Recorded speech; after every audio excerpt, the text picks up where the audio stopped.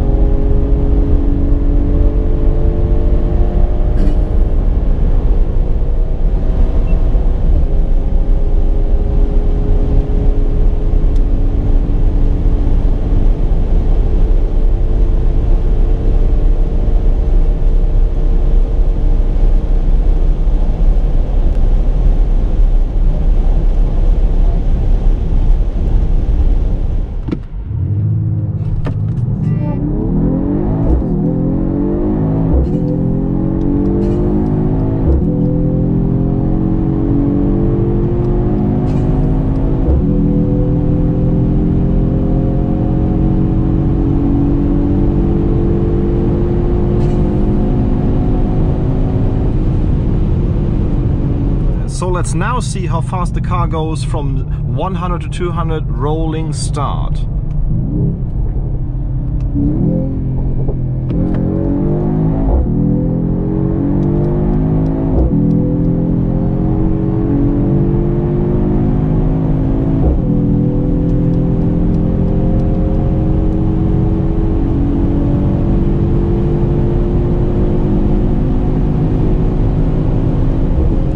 So the numbers are as expected, no supercar numbers, but I think a very reasonable time that we managed to 100 was 4.7. Internal measurement system shows 4.8, so that is very similar.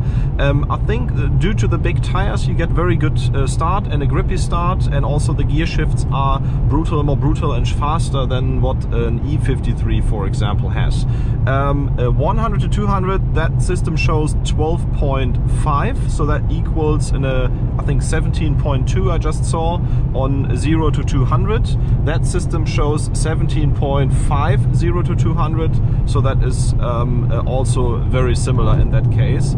Sometimes actually the internal system shows the better numbers. Sometimes that let's say a GPS box shows the better figures. But I think that is yeah, at least let's say very reasonable time there. I'm not sure about right now if that is faster than the E-Coupe that we tested, but for that amount of horsepower, specifically also for the drag that the car produces, because you have to see that the rear spoiler is coming up at around 150 km and really going up in a very steep way, so that has a lot of drag to the car. Also the 315 tires in the rear produce a lot of drag, so Probably other cars with only 435 horsepower will achieve better numbers, but at least it is fast enough for me personally to be in the area of an AMG GT. It makes a lot of sense on the road, and as I said, the road presence and also the design is very, very good, and everybody's looking at the car, and I think that is what many people also want if you buy the 53. I can already tease that we will likely be driving the Performaster version of the GT63S, so the top version, and then even optimized by a Performaster. That one will be a very, very cool car, and of course also showing us totally different numbers than what we see here right here. So let's have some more fun with this car, and stay tuned for lots more stuff on Instagram.